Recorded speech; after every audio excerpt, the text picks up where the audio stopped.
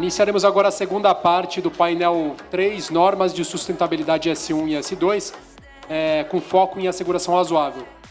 Então, convido aqui ao palco para moderar esse painel, sócio da Deloitte, Reinaldo Oliari. Por favor, Reinaldo.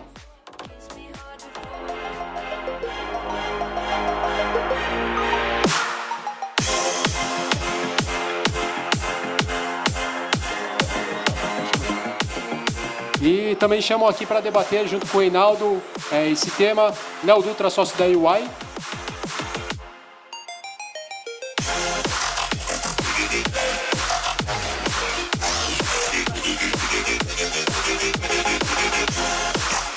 Senhor Maurício Colombari, sócio da PwC.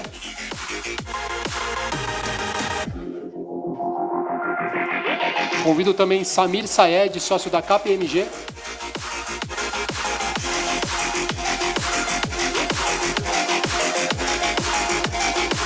E também convido aqui Vânia Borghetti, ESG Advisory da Grant Thornton.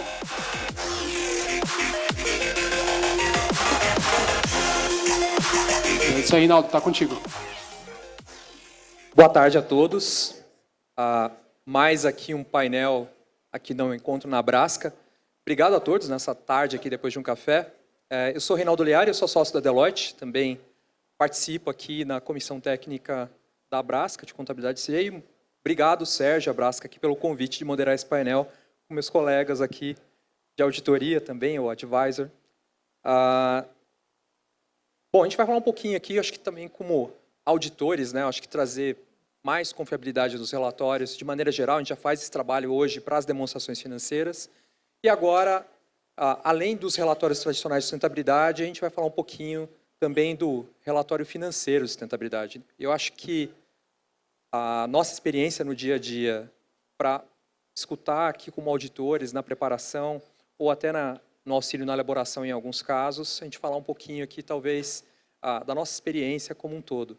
Então, a gente vai ter um painel aqui de mais ou menos 1 hora, depois a gente abre no finalzinho aqui para as perguntas. Eu acho que só usem o QR Code que tem atrás do crachá de vocês para mandarem as perguntas, mas eu acho que ao longo do painel a gente tenta esclarecer o máximo de dúvidas. Painel bem interessante que a gente teve no anterior sobre preparadores, também academia, standard setters. Agora a gente fala um pouquinho como é que é o processo de asseguração para dar credibilidade a esse relatório. Eu vou abrir aqui, talvez, Colombari, para você se apresentar, seguir na sequência aqui. Talvez se apresentar e já começar com a primeira pergunta. E aqui eu acho que sua experiência, né, já assinou um relatório de asseguração, inclusive, de acordo com as novas normas. Os principais desafios que o auditor tem para atender as empresas e já se apresentar um pouquinho de qualquer forma. Perfeito, obrigado, Oliari. Agradeço aí o convite da Abrasca para estar mais uma vez aqui presente no evento. Boa tarde a todos e todas. Eu sou Maurício Colombari, eu sou sócio da área de sustentabilidade da PwC e tenho dedicado aí boa parte do meu tempo no entendimento dessas novas normas, já também fazendo trabalhos de asseguração. A gente também atua aqui, boa parte aqui das firmas, nós atuamos num grupo do IBRACON, discutindo essas tendências, quais são os desafios, quais os caminhos, não só as empresas, como você bem colocou, Oliari, os caminhos que as empresas devem seguir, mas também nós, enquanto auditores, ou como você falou, né, num processo até mesmo de apoiar as empresas na preparação dessas informações, como nos prepararmos melhor para esses desafios. E acho que aí nós temos um primeiro desafio, que ele é aquele desafio mais amplo, que é, de fato, ter uma demanda, ao mesmo tempo, de uma quantidade grande de clientes demandando por esse serviço de asseguração. E uma coisa que a gente debate lá no IBRACON é que é fato, né, que nós temos aí equipes de sustentabilidade que hoje, como nós atuamos num processo de informações que hoje são voluntárias, são equipes ainda relativamente pequenas quando comparadas com as equipes de auditoria das demonstrações financeiras, por exemplo. E acho que esse primeiro desafio, que as empresas como um todo, na verdade, já vêm fazendo, é de fato procurar não só expandir as equipes, mas qualificar, de forma geral, profissionais que, porventura, estejam mais dedicados à auditoria das demonstrações financeiras, mas também que se capacitem para poder atender essas demandas do mercado que ocorrerão aí nos nos próximos exercícios, né? Então, acho que a gente tem essa primeira demanda, que é uma demanda da profissão, que a gente compartilha lá, inclusive, de uma maneira bastante transparente e colaborativa, quais são as estratégias que as empresas estão fazendo para, de fato, esse upskilling aí dos times, se assim podemos chamar.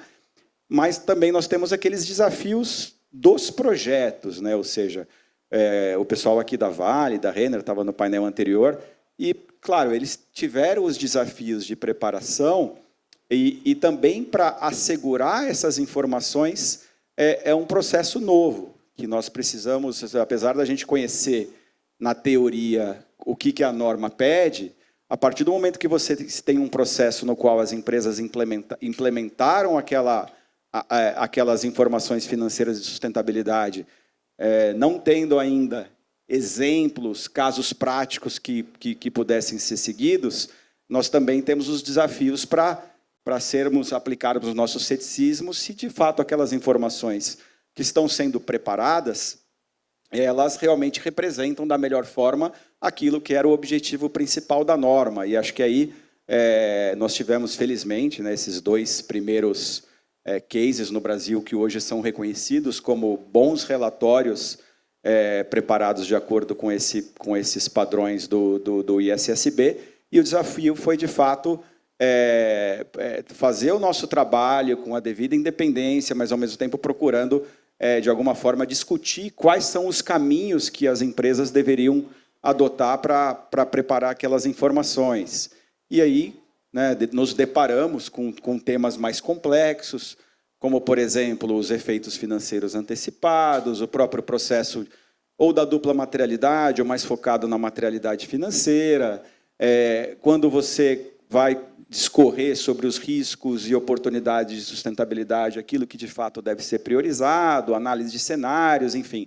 Então, ao mesmo tempo que é um desafio para as empresas prepararem essas informações, para o auditor é um desafio para, de fato, ainda que de uma forma, numa asseguração limitada, ter certeza de que a informação atenda aos objetivos. E uma coisa que é interessante é que, muitas vezes, o pessoal fala assim, puxa vida, nós estamos preparando pela primeira vez, então não é esperado que seja que todo mundo vai tirar a nota 10 em todos os quesitos, mas nós, enquanto auditores, muitas vezes a gente acaba não tendo tanta flexibilidade, você tem que ser mais objetivo no sentido do que a norma pede, se aquela divulgação atende ou não atende. Então, enfim, eu colocaria esses desafios, né? Ou seja, um desafio que é um desafio mais amplo e de mercado, e de ter as pessoas para fazer o trabalho e capacitadas para tal, e outro é assegurar informações que estão sendo preparadas pela primeira vez, primeiro de uma forma limitada, e depois todo mundo que está aqui nesse painel vai ter o desafio de seguir para o passo seguinte, que é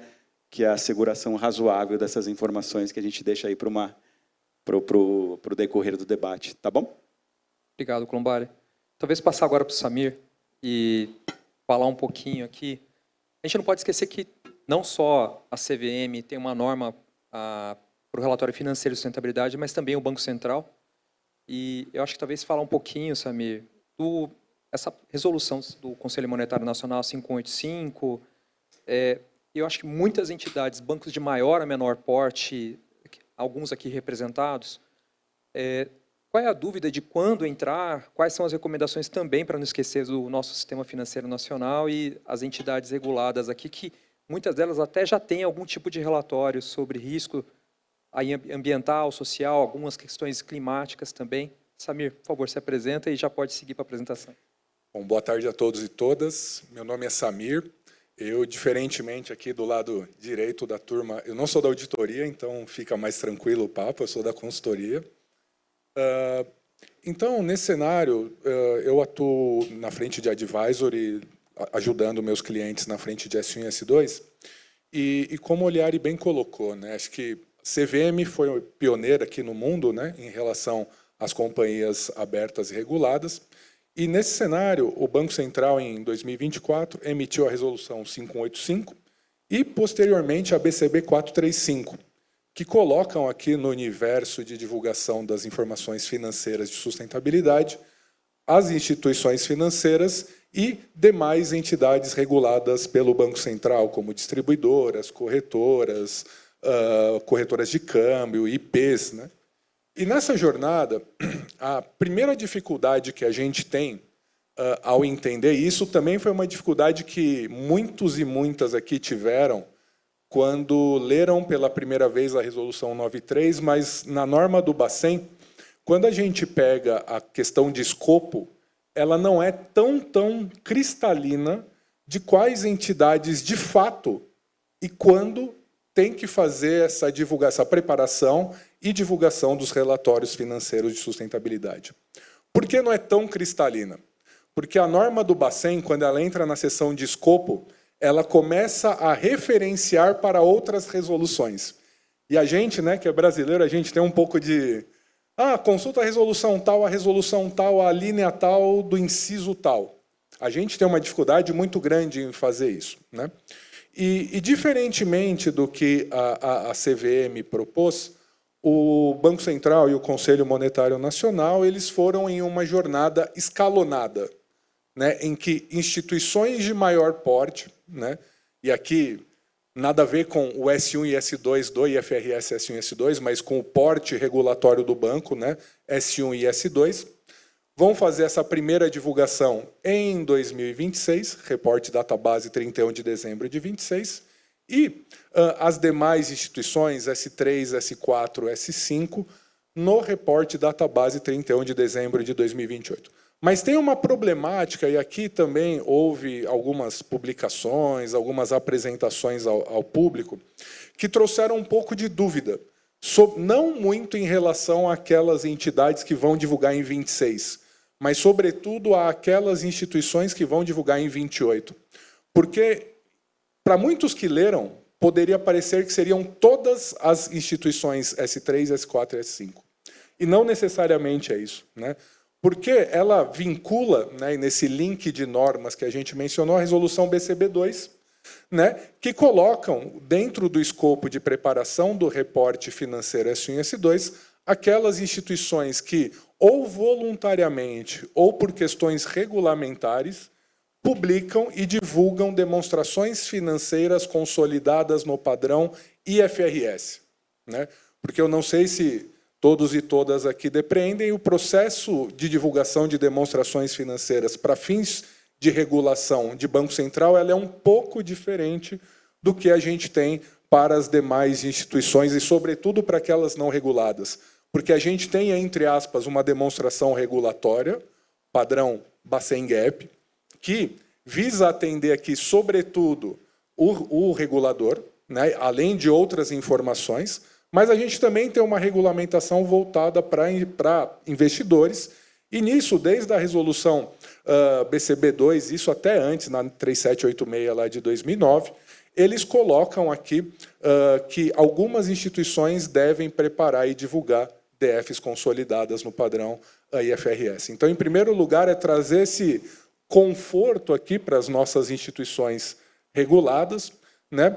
E aqui também, indo numa provocação aqui do Oliari, é que, observando as instituições financeiras, elas já têm uma série de regulamentações sobre prática de questões relativas à sustentabilidade e clima, né?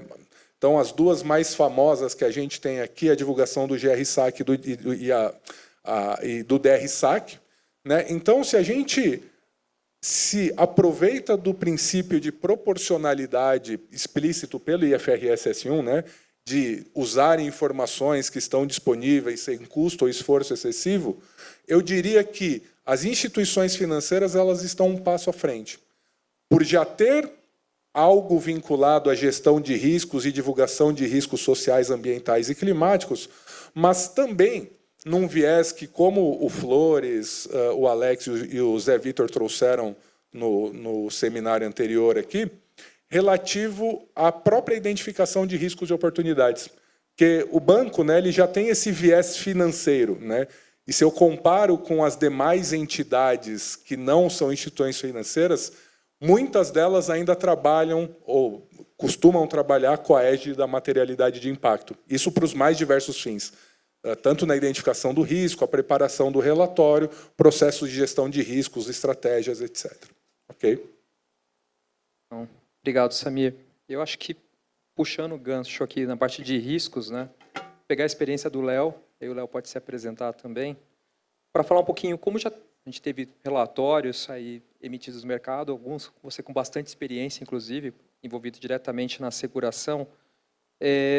Recomendação aqui para os preparadores, né, os membros da Abrasca, sobre considerar a parte de risco e oportunidade climática, que eu acho que isso é talvez o que é prioritário nesse momento para a norma que entra em vigor, adotando os reliefs que estão dentro das normas. Qual a sua recomendação aí para os preparadores de maneira geral, considerando que isso vai ser provavelmente a maior parte do objeto de auditoria do próximo ano aqui na asseguração limitada nesse primeiro momento? Perfeito. Bom, eu sou Léo Dutra, sou sócio lá na UI. Cumprimentar aqui a nossa audiência, a Abrasca pela oportunidade. Prazer estar com os colegas aqui, alguns eu já tive a oportunidade de participar em outros painéis, outros não. E é muito bacana estar aqui com vocês, né, debatendo esse tema. Lá na UI a gente tem uma divisão organizacional onde a sustentabilidade é cross, né? Então eu participo tanto no advisory quanto também nas auditorias, né? Então a gente participou junto lá com a equipe do Alessandro na asseguração limitada que a Renner fez. Então eu tenho a sorte, né, de ter esses dois ângulos de visão, né, do auditor e do consultor. E assim, a pergunta que a gente sempre ouve na mesa dos clientes é até onde vai o meu risco climático, né, que esbarra nesse conceito de materialidade. E isso é um exercício muito particular de cada empresa, e no papel de auditor nos cabe olhar se esse exercício foi feito como a norma pede, né?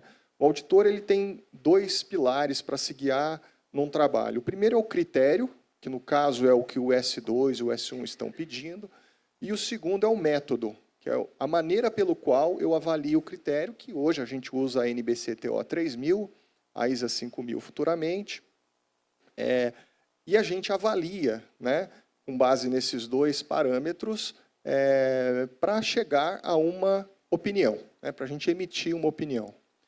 Eu não sei se todos aqui conhecem a diferença entre os métodos, mas aproveitar a oportunidade para esclarecer. A asseguração limitada ela é um processo menos profundo, eu diria, e que a gente conclui na forma negativa, né? Não chegou a nosso conhecimento qualquer informação que nos faça acreditar que aquilo não esteja de acordo. E a asseguração razoável é uma conclusão na forma positiva, né? Eu fui lá, olhei e posso assegurar, né? Concluo que está de acordo. Quando a gente olha essa opinião, essa conclusão do ponto de vista climático, né, para eu dizer que eu fui até aquele cliente, olhei as informações, né, com base nos critérios que o S2 pede, e que aquilo está de acordo com o que o S2 pede, eu vou precisar entender de onde o cliente partiu, né?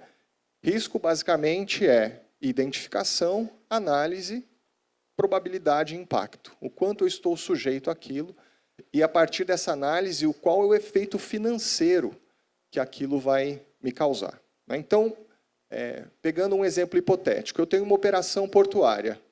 Eu sei, por estudos, que o nível do mar aumenta em até 80 centímetros daqui a 15, 20 anos, né? Eu tenho que ter feito uma análise do quanto aquilo tira de capital do meu negócio, né? Ou, como a norma diz, o que razoavelmente poderia afetar a perspectiva da organização. Então, o seu auditor, quando estiver conversando com você, né, fazendo o walkthrough lá, como a gente chama, ele vai querer entender de onde você partiu. Onde estão os seus ativos? Qual o critério que você usou para identificar que você está sujeito àquele risco? Uma vez sujeito àquele risco, qual é a probabilidade desse risco acontecer num horizonte temporal? E se ele acontecer dentro dessa probabilidade, o impacto que aquilo gera financeiramente para você, e se você considera que esse impacto é material ou não. Eu caminhei junto com você por esse caminho, e lá na frente a gente tem que chegar à mesma conclusão. A auditoria razoável não é diferente disso, né? Tem um outro aspecto importante, que é o ambiente de controle, né? O que é o ambiente de controle? Se eu colocar água aqui nesse copo, eu sei que ele tem 200 ml, eu sei que ele vai deixar 200 ml de qualquer líquido que eu colocar aqui dentro, né? Porque ele é estanque, ele só cabe 200 ml. Então, se eu colocar refrigerante, se eu colocar água, se eu colocar qualquer outro líquido, eu sei que vai ter 200 ml de um determinado líquido aqui. O ambiente de controle que essa informação tem que estar, vai ter que estar desse jeito. Qualquer risco ambiental, climático, que eu coloque dentro do meu ambiente de controle, vai ter que estar seguro da mesma forma que esse copo mantém a água aqui dentro. Então, é isso que a gente avalia numa asseguração razoável. Qual o desafio daqui para frente? É a primeira vez, como o Bari falou, também para a gente, né? Também para os auditores.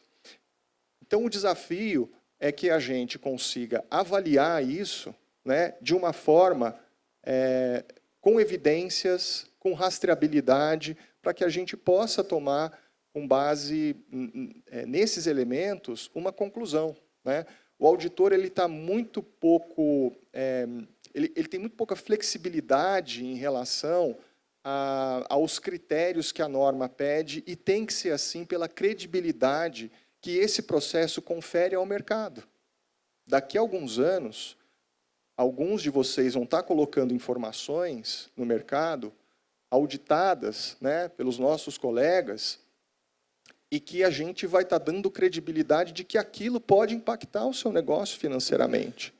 E veja, essa percepção, ela muda a cada ano, né? A gente sabe que em março, abril do ano que vem, a gente vai estar discutindo os desastres que o verão que está vindo aí vai causar. E que vai interromper os nossos negócios, que vai tirar valor da nossa cadeia, que vai impactar stakeholders e que vai, em última instância, prejudicar os nossos balanços.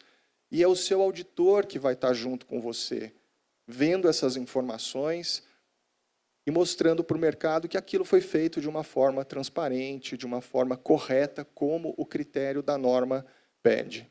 Então, se eu pudesse dar uma recomendação, né, hoje, envolva o seu auditor o quanto antes. Sente com ele, debata com ele, como você está fazendo. Não deixe para chegar no último momento, né, para envolvê-lo, porque aí é uma discussão que não tem tanto espaço em função da pressão de prazo, né? Eu acho que o Alexandro trouxe isso, né? Ele falou sobre isso. O Colombari falou dessa questão do letramento, é muito importante. Eu acho que as áreas de sustentabilidade não estão tão acostumadas com o jargão contábil e vice-versa, né? O pessoal da contabilidade também não tanto com as questões climáticas, né? Até porque tem coisas muito técnicas da ciência climática. E aí, se eu fosse dar realmente uma dica, envolva o seu auditor o quanto antes e converse com ele sobre os processos. Bom, muito obrigado. Vânia, eu acho que é pegar a sua perspectiva aqui como advisor da Grant Thornton. Vânia também com vários chapéus, talvez falar alguns deles que são bem representativos e importantes para a gente, sempre contribuindo, tanto na Brasca, no Ibracon. Agradecer aqui, perante todos, a sua contribuição em vários momentos. E aí, talvez, Vânia, já emendando aqui, como é que você enxerga a necessidade de investimento aqui, considerando o benefício das informações de reporte financeiro e sustentabilidade e também, talvez, o benefício de monitorar melhor os negócios ali como investidores ou como os próprios controladores da companhia? Então, acho que talvez essas duas perspectivas aqui. Obrigada, Oliara. É um prazer, uma honra estar aqui, dividir um palco com pessoas que eu admiro, que eu respeito muito profissionalmente. Obrigado à Brasca pelo convite. Eu estou aqui representando a Grant Thornton, tenho essa honra, mas também o CBPS, e é muito importante para nós entender por que a gente está vivendo esse momento agora.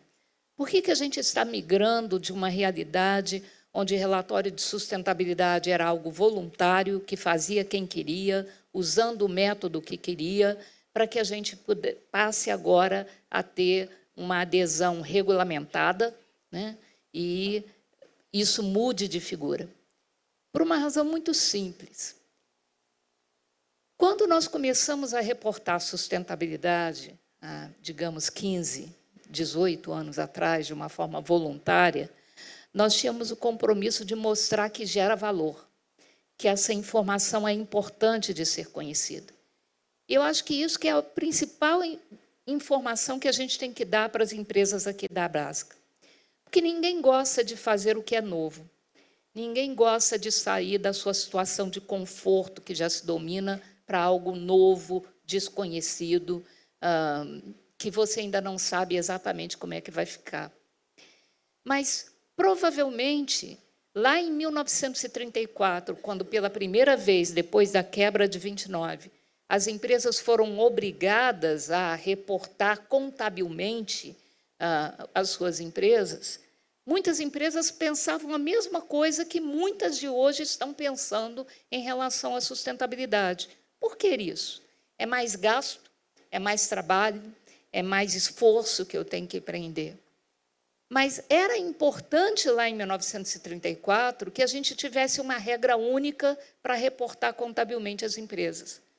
Porque se cada empresa resolvesse fazer o seu reporte de acordo com o seu conceito, quando esses reportes chegassem no mercado, ninguém ia conseguir analisar esses reportes e tirar conclusões, que cada um ia estar sendo feito de acordo com uma realidade completamente diferente.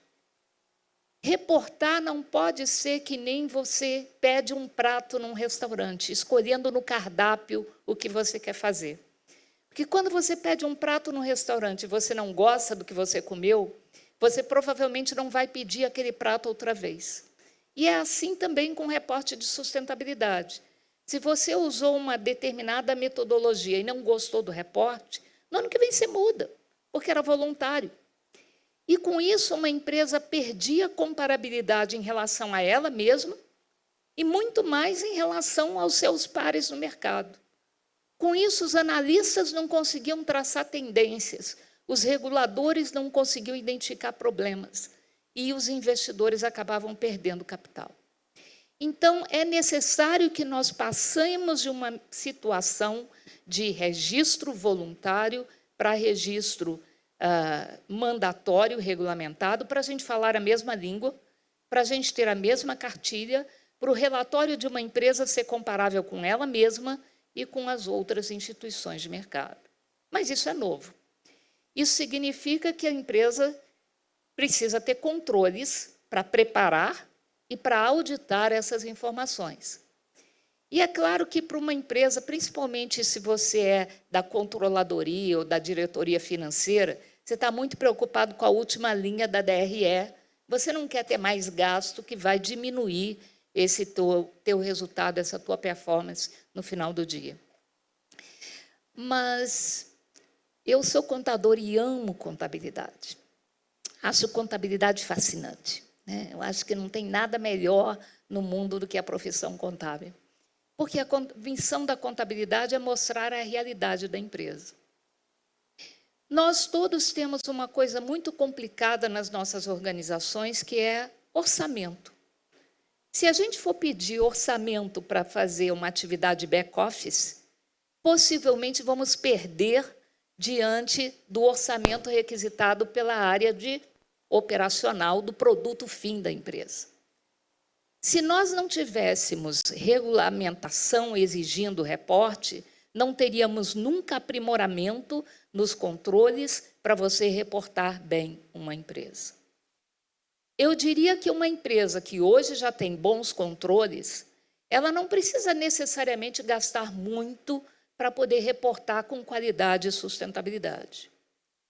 Mas se a empresa não tem bons controles, ela vai precisar fazer esse investimento que você falou, Oriane. Não para poder reportar, mas porque se ela não tem a visão holística do negócio, se ela só consegue enxergar, dominar, analisar, interpretar e usar como fundamento para tomar decisão a parte financeira, ela está deixando de lado aspectos que têm risco, aspectos que podem sim comprometer fluxo de caixa futuro, que podem sim comprometer a própria continuidade do negócio. Então, eu diria que a empresa não tem que investir mais para poder reportar S1 e S2. A empresa tem que investir mais se tem algum aspecto do seu negócio que eles, como gestores, não dominam, não controlam e não conhecem. Porque se você não tem esse controle, você pode estar tomando decisão equivocada. Mas antes até, eu queria fazer um comentáriozinho em função de algo que o Samir falou aqui, porque eu vim de banco, né? Então, a gente precisa... Quanta gente aqui é de banco? Uhum. Do pessoal do Bradesco. Sérgio podia levantar a mão também. Eles não estão querendo se comprometer aqui hoje, não, né? Pois é.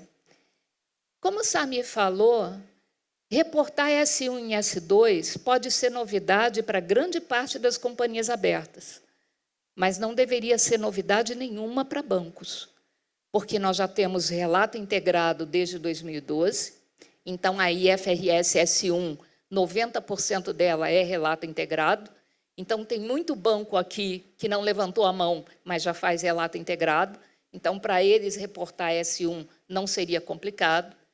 E com a 4327, depois a 4945, eles também já reportam clima através do TCFD.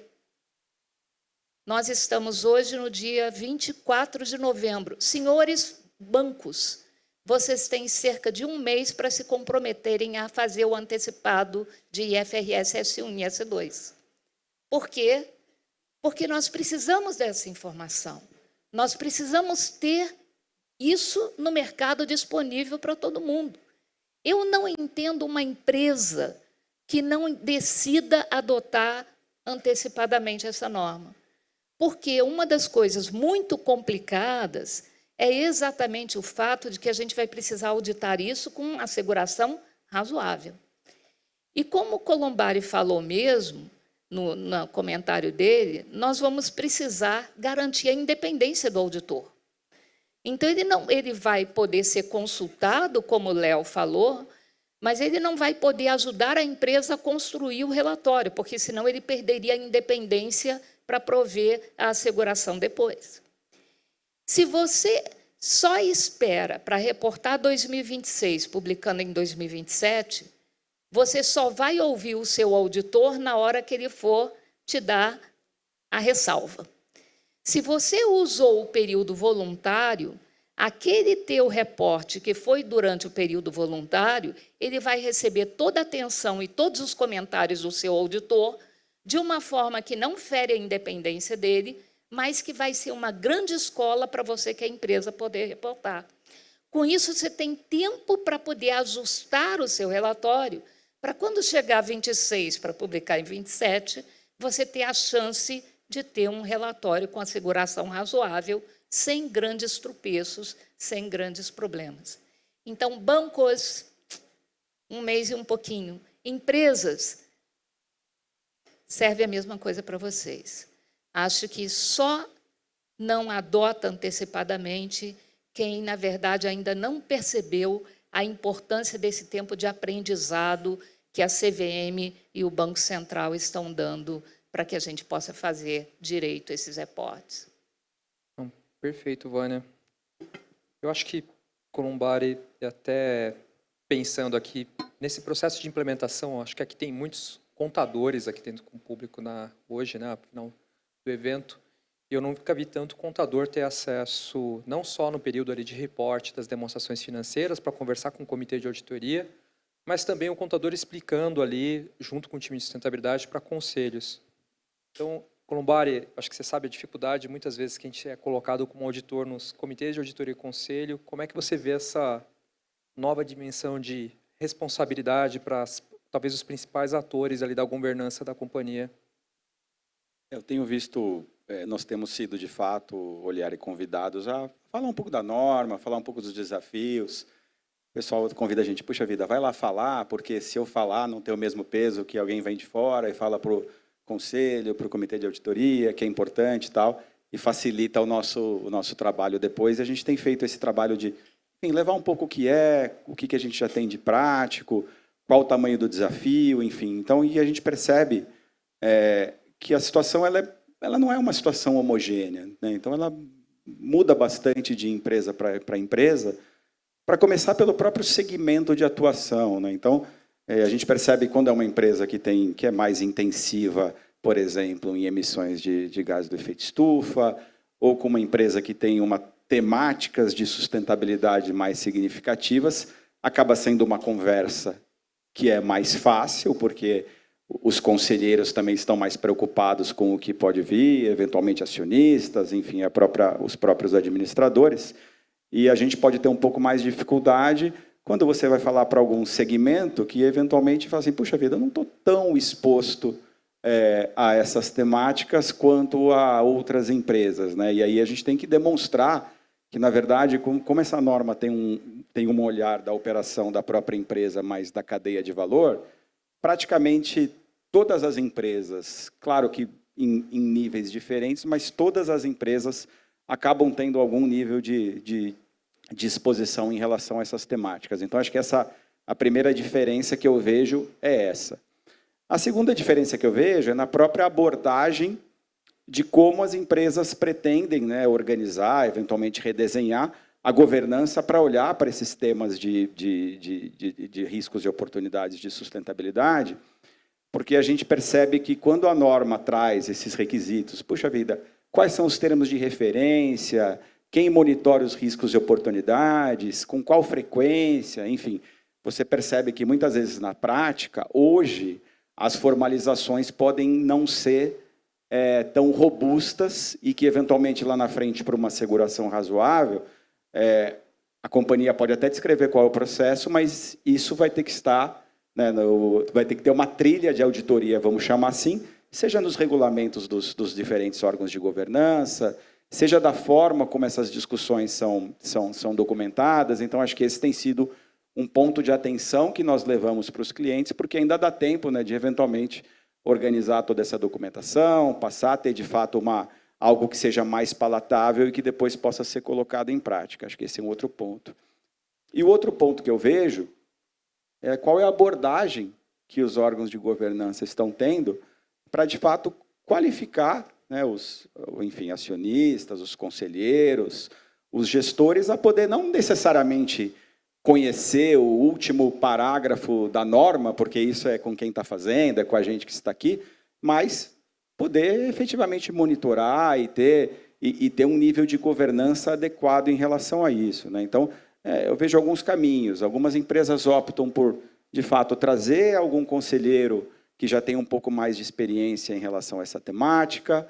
Outras empresas investem mais em formar os conselheiros, porque o que não falta é material, é capacitação. O próprio IBGC já fez cursos, né, e formações específicas para conselheiros. Esse também é um caminho. E um outro caminho que eu vejo que se torna bastante comum e que eu acho que é um caminho que acaba sendo interessante é a criação, seja de um comitê, por exemplo, de ESG, ou de riscos expandido, ou de sustentabilidade, no qual você pode, ao mesmo tempo que você não precisa ter um conselheiro que seja o maior especialista nessas temáticas, mas você coloca num comitê de assessoramento alguns conselheiros e aí você traz especialistas de mercado que possam fazer essa tradução das temáticas numa linguagem que seja mais palatável para o conselho, porque é aquela linguagem do tipo, olha, você tem 10 minutos, vem aqui e só digo o que é importante, e se você passar 3 minutos e começar a falar muito, você já perdeu a atenção de todo mundo. Então, acho que falar com o conselho de administração, né, com esse tipo de comitê, tem essa característica que a mensagem tem que ser muito assertiva. Por que eu acho que tudo isso é importante? E acho que aí isso é algo que nós levamos para os conselhos e para os comitês, porque hoje, a partir do momento que essa informação se torna obrigatória, e principalmente esse processo de gerenciamento dos riscos e oportunidades de sustentabilidade, começando pelo processo de identificação desses riscos, se hoje esse processo não for bem feito e os riscos que podem impactar significativamente a entidade não forem adequadamente reportados, aquela estrutura de governança está assumindo um risco, muitas vezes sem saber e sem conhecer. Porque, eventualmente, se esse risco daqui para frente se materializa e isso não estava antecipado nesses relatórios, isso pode ter uma repercussão bastante negativa para a companhia, para os conselhos, para os indivíduos. Então, acho que esse é um aspecto que, quando você coloca dessa forma, o conselheiro fala assim, puxa vida, acho que é algo que eu devo me preocupar. E aí, até para a gente não só colocar isso quase que como uma ameaça, uma pressão, o outro aspecto que nós levantamos Empresas que já passaram por esse processo acabam levantando informações e dados que são informações que são, enfim, por um motivo regulatório, como a Vânia comentou, vão ter que ser reportadas, mas, ao mesmo tempo, podem ser também ferramentas de gestão, né? Porque muitas vezes as companhias sequer sabiam que estavam expostos a determinados riscos, e quando a gente fala de oportunidade, o que a gente tem percebido?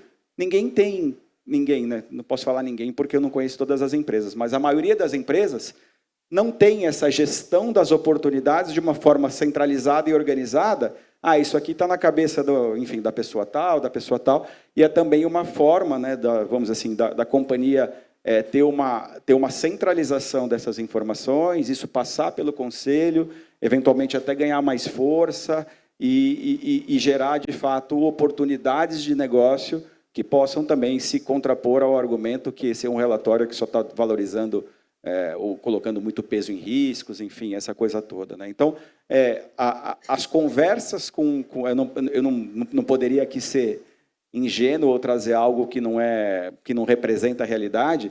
As conversas com o conselho de administração não são conversas fáceis, porque já existem uma série de assuntos que estão sendo discutidos e o pessoal fala assim, puxa vida, mais uma coisa, mais um gasto, é consultoria para fazer. Então, essa conversa existe. Então, a gente não poderia deixar de ter. Mas, então, aí, a partir do momento que a gente vai para esses órgãos com um discurso adequado, realista, que demonstre o tamanho da responsabilidade, mas que também demonstre que isso pode ser uma ferramenta de gestão, tem a oportunidade de gerar valor ou mitigar risco, acho que a conversa muda de figura. E aí você acaba identificando, né, dentro do conselho, dentro dos comitês, aqueles que, de fato, podem ser os patrocinadores para que isso ganhe corpo dentro das organizações. Então, acho que eu vejo aí essas nuances nas discussões com conselhos e comitês. Acho que talvez um ótimo ponto, Colombari, que você colocou é esse relatório ele realmente dá um poder de gestão para a companhia para olhar para frente, saber se o negócio realmente é sustentável. Quando você vai num processo de implementação, muitas diretrizes da companhia estão departamentalizada, né? Você tem silos dentro da companhia onde você não tem o norte. E quando você tem a alta administração dando o norte, eu acho que facilita muito, por escrito, onde a companhia quer chegar, quais são os caminhos que ela tem, quais são os riscos que poderão ser evitados, que muitas vezes só as demonstrações financeiras elas não ajudam a você ter todas as informações para a decisão de comprar a ação de uma companhia, prover crédito, dar um rating sobre essa companhia para os analistas. Sem informação, muito difícil para tomar uma decisão, ou com ausência de informações, sua decisão talvez não seja a melhor.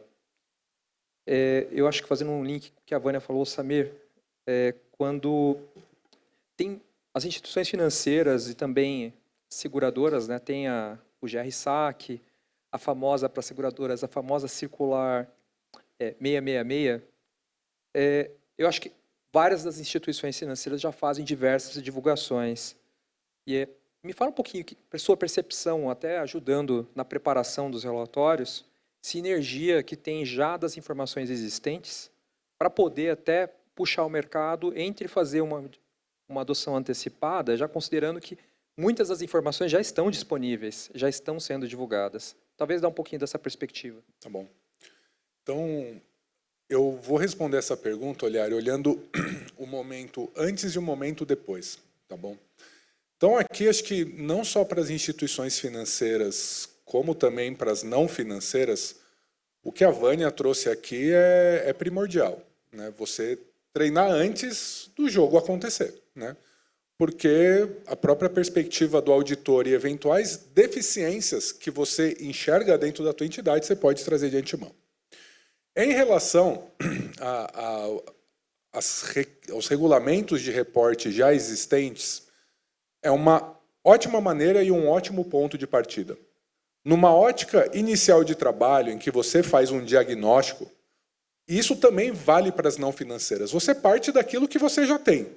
Você não vai recriar algo novo de algo que já existe dentro da entidade.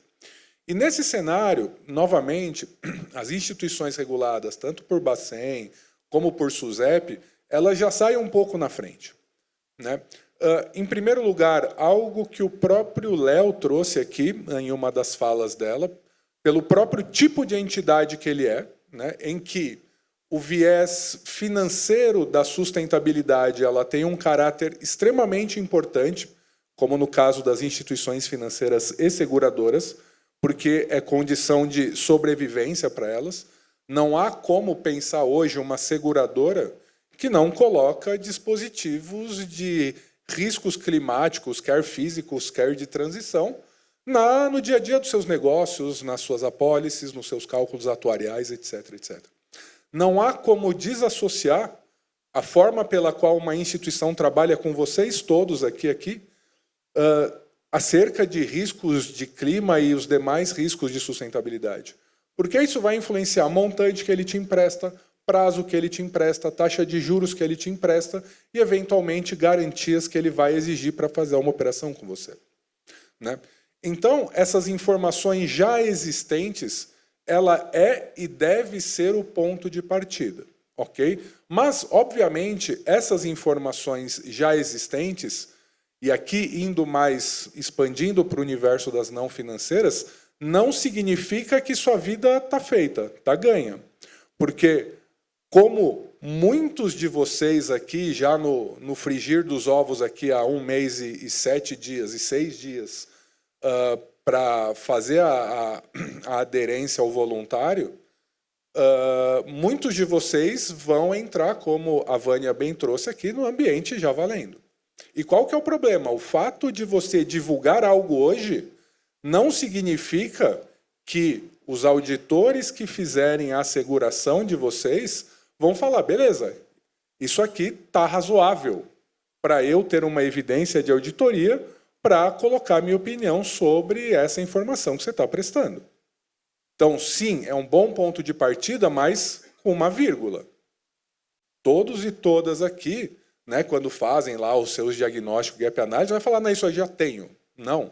E muitos clientes que a gente passa aqui, aposto que todos que fazem consultoria aqui passam, não é só o ter ou não ter, mas é como que você tem, da onde que você tem, qual tempestividade que você tem, né? Porque eu costumo falar aqui, né, tanto para os meus clientes, nas aulas que a gente também ministra, e é algo que o próprio Flores trouxe aqui, que sem sombra de dúvida, uma das 3 maiores dificuldades que vocês e que todos nós aqui vamos ter quando estivermos preparando os reportes S1 e S2, vai ser, talvez não nesse ano de 26, database 26, mas na database 27, que você vai ter o mesmo prazo das demonstrações financeiras. Então, deixar tudo pronto, redondo, com um grau de confiabilidade adequado para reportar na mesma data das demonstrações financeiras, lembrando aqui que há muitas entidades aqui que a gente conhece de bater o olho aqui em vocês, a gente usa o prazo regulamentar lá de 31 de março, mas muitos de vocês, começo de fevereiro, já estão divulgando. Então, imagina você fazer um reporte com toda essa dificuldade, com questões de interconectividade, que Flores, Zé Vitor e Alexandro trouxeram aqui, é com certeza algo que você, seu auditor e toda a entidade como um todo, vocês vão ter que se preparar para isso. Então, a gente tem que tirar aquela coisa que nós, como contadores e muitas vezes como brasileiros temos, de falar, não, eu vou dar conta e vou deixar para a última hora. Muito cuidado com isso. Muito cuidado. Porque não é algo tão trivial. O S1 e o S2, e aqui a experiência de implementação mostra que ele não reside nos escritórios e nos andares da contabilidade, da sustentabilidade. Ele vai ocorrer na linha de negócio. Efeito financeiro, dou lá para o contador, para o FP&A fazer. Ele não vai fazer. Quem sabe quantos dias a obra fica parada, quantos quilômetros ou metros cúbicos, por exemplo, de piche, de cimento se utiliza para danificar, para restaurar uma rodovia danificada por eventualmente um incêndio, não é o contador. É o cara lá da ponta. E é esse cara que você vai ter que ver. É diferente, por exemplo, e a gente sempre costuma, que os mais experientes vão lembrar, do processo da adoção das normas internacionais de contabilidade no final do primeiro decênio desse milênio. Que muito foi feito por contabilidade, por contratos, né? E aqui os que viveram vão lembrar que foi um processo dolorido, e eu costumo falar que viveu os dois momentos que eu vejo em muitas empresas essa problemática muito maior.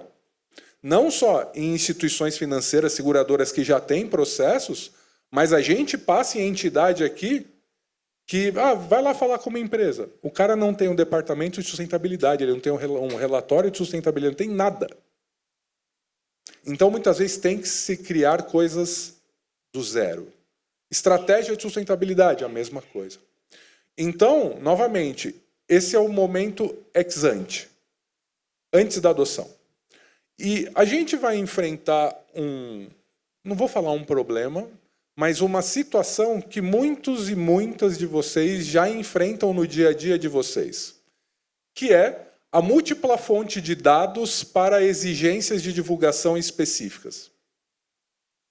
Então, você tem que divulgar formulário de referência, você tem que divulgar demonstração financeira, você tem relatório não regulado de sustentabilidade, você pode ter um relato integrado, muitos e muitas aqui têm formulários 20F, etc, etc.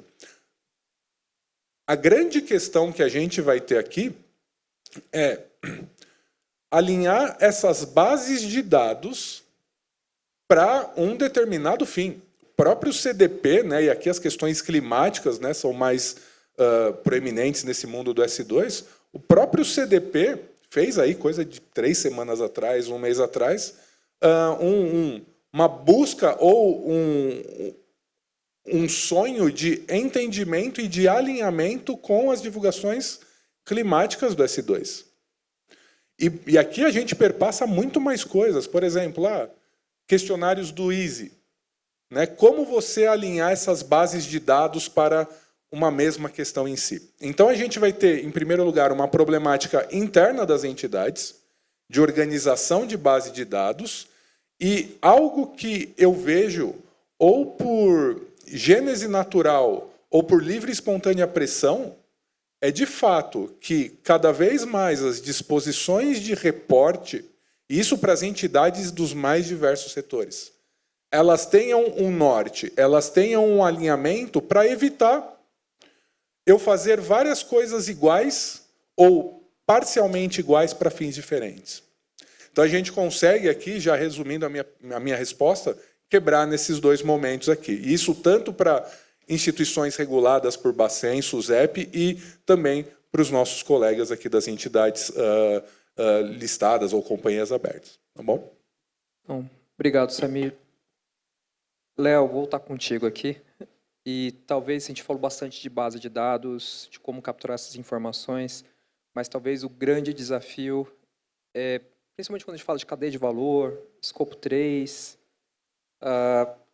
como as empresas vão capturar esses dados aqui dos fornecedores, que eu acho que esse é o grande desafio talvez para as companhias e ainda mais para nós como auditores, para validar esse processo depois de um terceiro provendo informações para a companhia e a companhia depois relatando isso ao mercado. Talvez algumas recomendações, percepções sobre cadeia de valor e fornecedores de maneira geral. Perfeito. Bom, eu sempre digo que o mercado é um sistema de polias, né? Não é porque só as companhias abertas estão sujeitas a uma regulação que as outras não vão ser, né? O próprio Banco Central regulamentou, então estamos todos no mesmo barco, né? E preferencialmente remando para o mesmo sentido.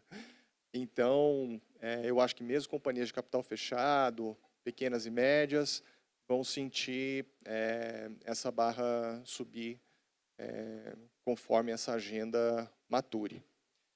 Um exemplo que eu gosto de dar, para falar em cadeias de valor, são os rios aéreos da Amazônia, né? A Amazônia ela coloca na atmosfera cerca de 20 bilhões de litros de água por dia, né? Ela é uma grande bomba d'água. E os ventos alísios trazem essa umidade para o continente e é o que alimenta as nossas bacias hidrográficas. Portanto, o desflorestamento da Amazônia tem a ver com a capacidade, né, do continente sul-americano de gerar água. E não tem qualquer negócio aqui nessa sala que não dependa de recurso hídrico. Para a gente olhar para essa análise, né, para a gente fazer essa digressão e tentar entender o que isso impacta no nosso negócio, é só você ter é só a capacidade da empresa de olhar para o upstream e downstream que vai fazer isso virar uma informação no relatório. Agora, para você capturar essa informação, né, para você tê-la tempestivamente, com qualidade e com base nela tomar uma decisão. E eu acho que aí a tecnologia joga a nosso favor, né? A gente está caminhando para um mundo onde as bases de dados vão ser públicas, vão ser capturáveis, né? Ou seja, de alguma forma vai existir um mecanismo de captura desses dados e elas vão ser interligadas. Ou seja, à medida que eu divulgo, né, eu, empresa logística, divulgo o meu escopo 1, eu estaria alimentando o escopo 3 dos meus clientes, né? Então, é para esse lugar que a gente está indo, né? Para um lugar onde os dados estão mais disponíveis, com maior qualidade e com maior capacidade de análise.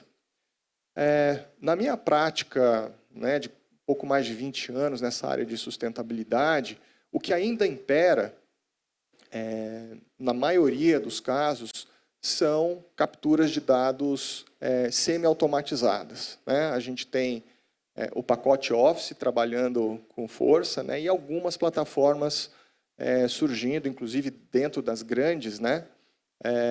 Para finalidades de sustentabilidade.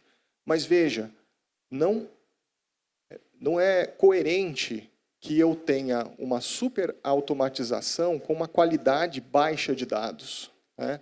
Então, eu acho que aqui o momento é de investir muito mais nessa qualidade de dados do que numa tecnologia em si.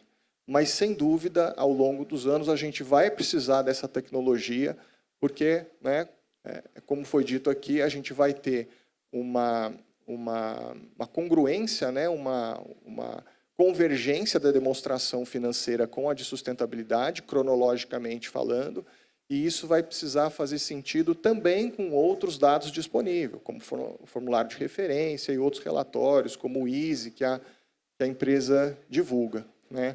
Ou seja, a gente vai correr o risco, futuramente, de nos contradizermos, se a gente não tiver essas bases consolidadas, em qualidade, e para que a gente possa tomar uma decisão de divulgá-las ou não. Então, acho que isso é um papel que a tecnologia vai nos servir e que a gente precisa estar muito atento, né, para usá-la em nosso benefício. Obrigado, Léo. Vânia, talvez a gente agora concluindo o COP30, onde a Conferência de Partes discutiu muito sobre clima e, coincidentemente, no próximo ano, estaremos divulgando aqui para as empresas de grande porte, ali com registro na CVM, os grandes bancos S1 e S2. Talvez sua percepção de ter acompanhado, a gente acho que muitos estão aqui, de o que a gente consegue ver, de aproveitar de tantos estudos que foram feitos, apresentados muitas ferramentas, e aí de COP30 com a relação que a gente tem agora de divulgações climáticas que teremos das companhias como um todo. E talvez, daqui a pouquinho eu abro para as perguntas aqui que estão chegando. Por favor, Vânia. Eu acho que eu vou pular essa pergunta e vou responder outra. Pode responder. Porque eu acho que foi tanta coisa importante falada aqui que acho que é importante classificar algumas coisas. Reportar sustentabilidade não é só para a grande empresa. Reportar sustentabilidade não é só para setor financeiro. Reportar sustentabilidade não é só para empresa aberta ou privada. A norma equivalente ao IFRS S2 para o setor público vai ser aprovada daqui a 2 semanas. Então, nós teremos relatório para o setor público também. Por que isso? Porque a gente precisa de informação para tomar decisão. E isso é básico, básico, básico. Eu vou dar um exemplo para vocês interessante que aconteceu comigo essa semana. Durante 5 anos eu paguei um consórcio, porque mãe de 4 filhos não consegue comprar carro para o filho à vista, né? Principalmente quando o marido é artista. Então, saiu lá o sorteio da carta de consórcio para o carro da minha caçula, que é a única que não tem carro. E aí, eu viajo o tempo inteiro, meu marido disse que eu preciso fazer check-in para poder ir para minha casa. E quem dirige o meu carro, geralmente, é exatamente essa minha filha caçula. Então, eu cheguei para ela e falei assim, Lídia, em vez de comprar outro carro para você e ficar o meu mais ou menos parado na garagem, pagar outro IPVA, outro seguro, por que eu não uso essa tua carta consórcio para trocar o meu carro por um carro melhor que nós duas continuamos a usar? E fizemos isso. Ela é muito, muito gente boa, minha filha. Só que eu comprei um carro que é o dobro do valor do meu carro. E aí fui ligar para a companhia de seguro, porque a minha pólice é até junho do ano que vem, para perguntar quanto é que eu teria que pagar a mais do prêmio do seguro do meu carro, que é o dobro do valor do outro. Adivinha o que eu ouvi do sujeito do seguro? Eu vou ter um troco de R$600. Eu fiquei pasma. E perguntei para ele assim, como pode, se eu estou comprando um carro que é o dobro do valor do outro? E ela me respondeu, mas esse teu carro novo tem muitos mecanismos de segurança. Isso faz com que o risco da seguradora caia. E com isso eu posso te cobrar um prêmio menor. É exatamente isso que a gente está investindo com informação de sustentabilidade. A gente vai ter informação que vai nos permitir mensurar risco com muito maior tranquilidade e, com isso, vamos gerir melhor os nossos negócios e vamos ter muitos melhores resultados. Então, é algo que vale a pena a gente investir. É claro que a migração, o processo, é um pouquinho complicado, como toda mudança é. Mas, depois que isso estiver implementado, a nossa realidade será outra. Daqui a 5 anos, nós vamos nos perguntar como é que a gente tomava a decisão antes de ter a informação de sustentabilidade como base para a gente poder enxergar o negócio de uma forma muito mais holística. E aí eu queria completar com o escopo 3, que o Léo mencionou agora. A solução realmente é tecnologia. E a gente estava muito preocupado no CBPS com essa questão, porque a gente sabe que as empresas listadas que têm que reportar agora, para elas, se o pequeno fornecedor ela não tem transparência, esse fornecedor vai representar um risco para a grande empresa. E, provavelmente, na renovação do contrato desse fornecedor, a grande empresa não vai querer esse fornecedor que não tem transparência. Então, nós fizemos uma parceria com o Sebrae. Então, não é futuro, é presente, Léo. Essa ferramenta foi lançada na COP30 agora e vai ser ajustada para reportar IFRS S1 e S2. Inclusive com um módulo que vai permitir às grandes empresas irem no sistema do Sebrae, colherem informação sobre os seus fornecedores e poder incluir essa informação com qualidade, com segurança, com rastreabilidade dentro dos seus relatórios. Isso não só vai garantir a qualidade da informação na grande empresa, mas também vai garantir a segurança das pequenas e médias empresas no futuro. E, para isso, a gente precisa muito de empresas como as que estão aqui na Abrasca, porque nós temos 72 voluntários trabalhando nesse projeto que vai ajudar o Sebrae a desenvolver essa ferramenta. Nós dividimos essas 72 pessoas em 3 grupos. O primeiro estuda a norma, estuda aquilo que já existe no mercado, o EFRAG, lá com o VSME, a ferramenta que o IFAC desenvolveu, a que o México desenvolveu. Mas o segundo grupo é aquele que estuda tanto a norma de elaboração do relatório quanto a norma de asseguração, para garantir que no relatório você vai ter tanto aquilo que a norma precisa que tenha, quanto aquilo que o auditor precisa ter para poder emitir uma opinião razoável. E nós precisamos muito que vocês, empresas, nos digam que informação precisa estar lá. Então, a Natura já foi captada ali como vítima, a Vale e a Renner também, Mas se algum de vocês quiserem nos ajudar a alimentar esse tipo de diagnóstico, para a gente garantir que essa ferramenta vai ter tudo lá que vai ser necessário, vai ser um banho que o Brasil vai dar no resto do mundo para reportar o escopo 3. Então, é algo que nós podemos contribuir imensamente. E nós temos pressa de ter essa informação. E nós sabemos que tem muita empresa que fala assim, mas por que a CVM tomou essa decisão? Por que o Banco Central tomou essa decisão? O resto do mundo está reduzindo o ritmo. Por que a gente vai continuar? Por que isso não é adiado? Bom, isso não pode ser adiado, porque a gente precisa da informação para ontem e não para amanhã. Eu tenho um filho que hoje está vivo, porque a minha filha, que é uma médica brilhante, olhou para uma foto de WhatsApp e disse, você tem câncer. Nós, sem informação, não tomamos as decisões corretas. A decisão da CVM, ela é de outubro de 2023, ela não é de outubro de 2025. As empresas que não se prepararam, elas não podem agora esperar que aquelas que foram lá e fizeram o dever de casa tenham todo o trabalho que elas fizeram e tiveram para isso desconsiderado.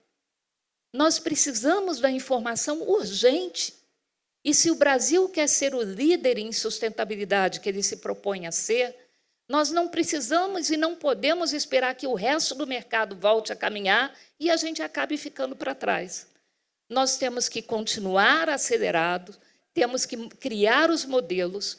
Semana passada eu estava em Genebra, na reunião da ONU, e hoje saiu o relatório da ONU sobre aquela reunião. E o Brasil foi apontado lá como um dos maiores líderes de reporte de sustentabilidade que a gente tem no momento.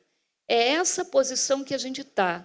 E é isso que a gente tem que aproveitar para consagrar o Brasil, que é um dos países que mais pode contribuir para a sustentabilidade no mundo, para que ele, que é o que mais pode contribuir, seja o que menos tem o direito de influenciar e de opinar. E vocês, empresas, podem nos ajudar a isso, porque nenhum governo consegue atingir essa liderança sem a contribuição do setor privado. Então, nós precisamos muito que todos nós aqui assumamos como uma missão essa transparência que é tão importante para todos nós. Obrigado, Vânia. Talvez eu passar para o Samir aqui para, em função do tempo, para as considerações finais, 2 minutinhos. Bom, primeiro agradecer aqui, Serginho, todos os colegas da Abrasca, do CBPS. Agradecer aqui os meus colegas que dividiram aqui esse palco. E acho que a Vânia sintetizou muito bem, acho que uma mensagem final, mas o que eu queria dizer para vocês é, comecem. Aqueles que ainda não começaram, comecem, porque costuma dar muito mais trabalho do que vocês imaginam. Ok? Não deixem para lá o desafio do IFRS S1 e S2, tá bom? E se capacitem.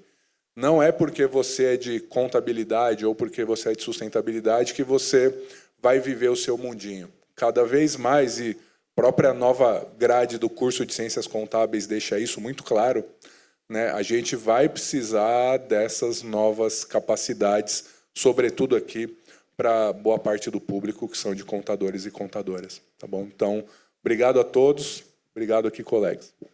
Obrigado. Maurício. Somente agradecer a Olhar aí pela moderação, os colegas aqui de painel, e dizer que, por mais que o desafio é grande, efetivamente, mas também é possível fazer todo esse processo de uma forma razoável. A própria norma fala não existe a necessidade de ter um esforço desproporcional para produzir essas informações, e acho que um aspecto importante é focar naquilo que realmente é relevante, né? Então, acho que a gente tem tido essas discussões, e o objetivo da norma não é a produção de um relatório de 500 páginas com 100 riscos. Eu tive até a oportunidade de falar com uma pessoa do ISSB. Não existe uma percepção de quantos riscos tem que ter lá. Não é assim que a gente vai fazer, mas certamente não é a ideia ter dezenas de riscos, porque aí o investidor vai se perder naquela informação. Então, acho que ter critérios, metodologia para focar, identificar aquilo que é importante, fazer um relatório objetivo, sintético, deixar aquilo que não importa de lado e usar esses exemplos que já foram produzidos no Brasil, que são referências globais para quem vai passar a produzir esse tipo de informação. Obrigado, Maurício. Léo? Bom, agradecer a oportunidade de estar aqui falando com vocês, aos colegas, estar aqui em mais um painel. E talvez só comentar, né, que no papel de auditor, não só as Big 6, né, mas todas as outras empresas de auditoria participam de um GT que a gente tem no IBRACON, onde a gente leva esse tema, né, e compartilha experiências que cada um teve, como melhorar a abordagem, né? Então, eu não sei se todo mundo sabe, mas nós fazemos esse papel, né? O Sebastião, que é o presidente do IBRACON lá, que organiza isso, o Oliari é o coordenador do GT, né? Então, a gente está todo mês sentando, debatendo, compartilhando, para também fazer o nosso papel junto a vocês, junto ao mercado. Obrigado. Vânia, já te passo para a consideração final, mas acho que só fazer um gancho. Tem uma pergunta aqui, até do IBRACON e a própria Brasca, tá? Se tem curso, formações em S1 e S2, ano passado o próprio José Vitor, Alexandro e aí os nossos sócios aqui que participam do IBRACON, a gente ministrou o curso. O mês passado a gente completou um curso de 20 horas pelo IBRACON. A Vânia ministrou um painel específico ali, uma oficina de preparação desses relatórios, e as firmas de auditoria em geral também provêm esses treinamentos. Então, material, treinamento tem bastante no mercado.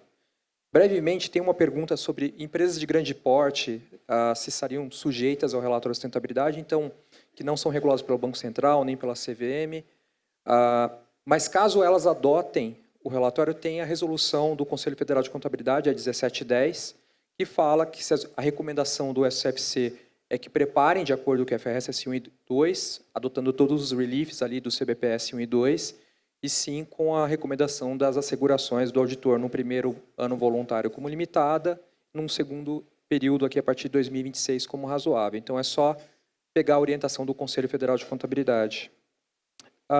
E talvez brevemente uma pergunta que surgiu aqui sobre a asseguração do relatório, sobre partes do relatório. Então, uma asseguração limitada ou razoável, o objeto de escopo, ela pode ser uma parte do relatório, pode ser alguns KPIs.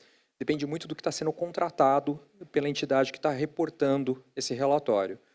Para atendimento da CVM 93 e a CMN 5185, é o relatório na sua completude. Então, eles têm que estar em conformidade com a norma do ISSB, com o CBPS S1 e S2. Então, depende muito do escopo que está contratado, não necessariamente o que a companhia está colocando ali sobre partes do relatório ou só um KPI específico. Então, é objeto de contratação e atendimento à regulação existente. E aqui, talvez só a última das 4 perguntas que chegaram. Fluxos, ferramentas, sugestão de organização dos processos, de como está desenhado para a oportunidade. O Samir falou um pouquinho, mas tem muita ferramenta no mercado de como você monitorar riscos e oportunidades. Para quem consulte a área de risco da companhia de maneira geral, quando tem. Eles têm ferramentas que monitoram o risco da companhia como um todo. A gente não está falando nada diferente aqui quando fala de sustentabilidade. É o risco da companhia não ter continuidade. Para os contadores e auditores, risco de going concern. Então, não é só um relatório para falar do aspecto social e ambiental. É para saber se a companhia, a entidade, o banco, ele é sustentável como um todo. Então, acho que aqui responde as perguntas que colocaram muito brevemente para a gente acabar dentro do tempo. Vânia, deixo para você as considerações finais, por favor. Eu queria completar uma resposta Pode, fica à vontade. sua aí, sobre as empresas de grande porte. Reportar IFRS S1 e S2 é cadeia de valor. Ninguém é uma ilha. Se uma empresa de grande porte ela está dentro da cadeia de valor de uma empresa listada, de uma instituição financeira, eu acho que ela deveria procurar reportar IFRS S1 e S2. Mais até do que uma pequena e média empresa. Porque a empresa listada que precisa reportar, ela olha para a pequena e média empresa e diz, ele é meu fornecedor, mas ele é imaterial em relação ao meu tamanho, então está tudo bem se ele não for transparente. Mas uma empresa de grande porte, que é fornecedora de uma empresa listada que precisa reportar, não necessariamente o risco dela é imaterial. Então, essa empresa de grande porte que não tem transparência em sustentabilidade, ela pode sim perder negócio no futuro se ela não se tornar transparente. Mas queria agradecer muito à Brasca a oportunidade de estar aqui, não só em nome da Grant Thornton, mas em nome do CBPS também. Toda a oportunidade que a gente tem de falar e de trazer a informação e trazer clareza sobre esse processo é sempre algo muito bem-vindo. E eu espero com ansiedade ver os relatórios do ano que vem. E o último comentário que eu queria fazer exatamente é sobre algo comentado por todos os 4 aqui, com relação ao fato de que você hoje pode divulgar sustentabilidade até setembro.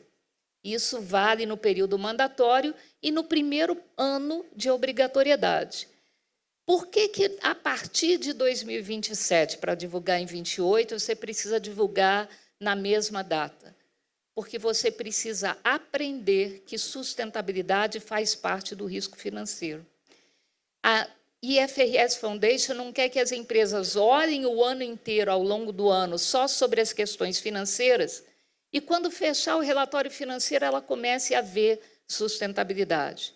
Não, é ao longo do ano. Você teve um evento que afetou financeiramente, dá uma olhadinha e vê se não tem qualquer tipo de aspecto de sustentabilidade lá.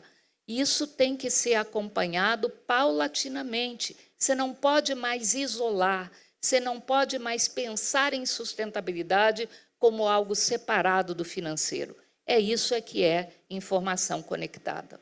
Muito obrigado a todos pela atenção. Bom, obrigado, pessoal. Encerramos o painel.